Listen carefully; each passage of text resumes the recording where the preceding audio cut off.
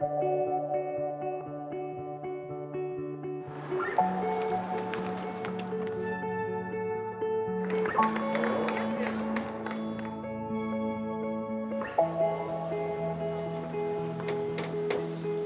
I'm watching Jordan dive, I typically like to sit probably mid-level. No matter where I'm at, he'll find me in the stands to make sure I'm there and I'm seeing him. When I look at Jordan and I stare into his eyes today and look what might have been, if any event in my life didn't happen and we weren't together, you know, what would Jordan be doing today? Would he be alive today? Jordan Windle's path to Texas started half a world away when he was an infant in a Cambodian orphanage. My parents were sick and they ended up dropping me off at the orphanage gates, and I was just in a little basket. You know, I was really malnourished at the time. I was really sick. I had tons of cuts and bruises. We had a ton of nannies there taking care of all the children. Sleeping arrangements, we slept in like these baskets hanging from the ceiling. Nearly 10,000 miles away in Florida, Lieutenant Jerry Windle had retired from the Navy and was transitioning into a career in healthcare. In 2000, he made a routine visit to the doctor. I picked up a magazine and started reading it, and there was a story about the adoption of a young boy from Cambodia. And it talked about this young man and his father, and that was it. Within 5 months, I received a phone call saying that there's a little boy that we've identified, and we think he would be a perfect little boy to be your son. And they sent me a picture. They named him Pisai in the orphanage, and it translates to little darling. The moment I saw him, my eyes welled up, and I thought, you know, this is my son, this is my child. He's always wanted to have a family, and he's a single gay man, so it's been kind of difficult for him to grow a family by himself. I remember when we arrived at the orphanage gates and they let us in, the nannies brought him out and they had him dressed in a little baseball outfit and these little tiny baby green tennis shoes that were 3 sizes too big for him, and they were probably infant size. And I remember, you know, my heart just, you know, came up, you know, through my chest and into my throat. When I first saw him, first thing I started doing to him was I started like grabbing his cheeks.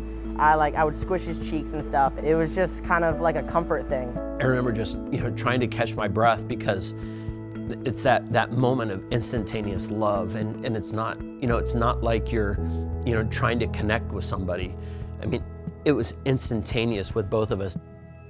Jerry adopted the 18-month-old and named him Jordan. When Jordan was 7, he discovered diving.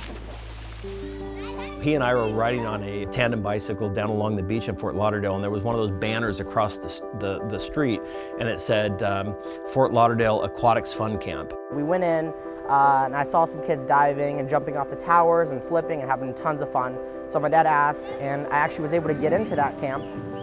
Within days of the camp, I dropped him off, and a gentleman came out and said, excuse me, is this your son? And I said, yes. And he goes, can you come and talk to me for a minute?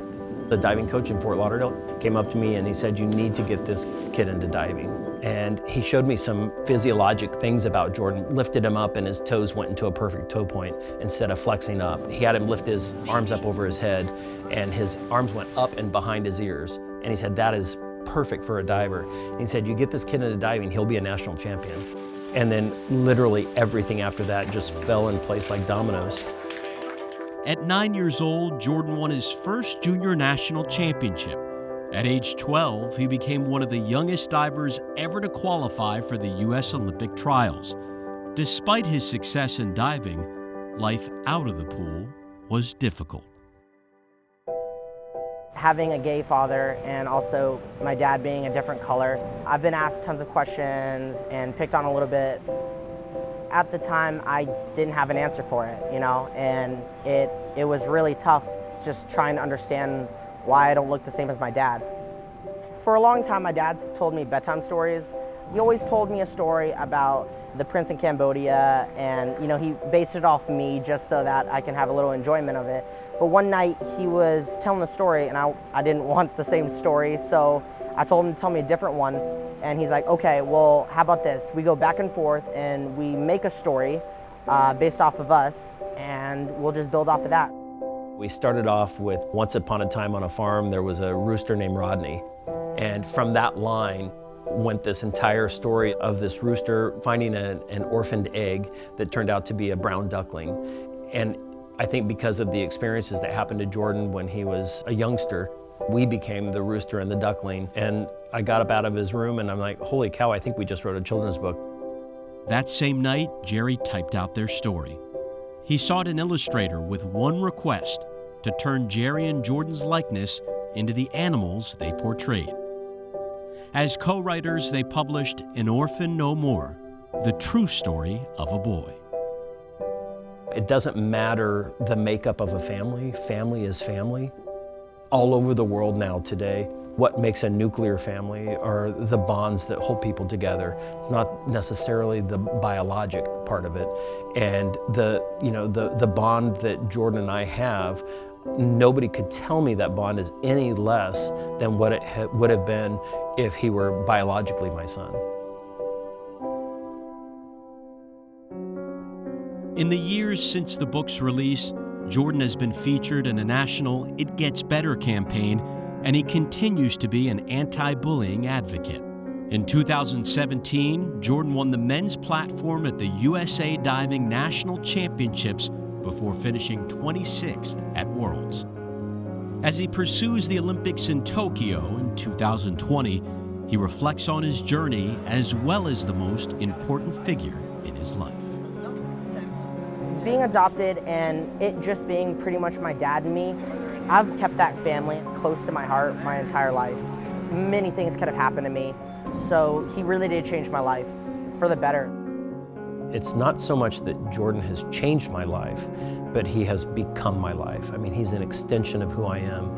And, I don't know what my life would be if he wasn't in it, because he's every part of me that anybody could be part of another human being. We are connected so deeply that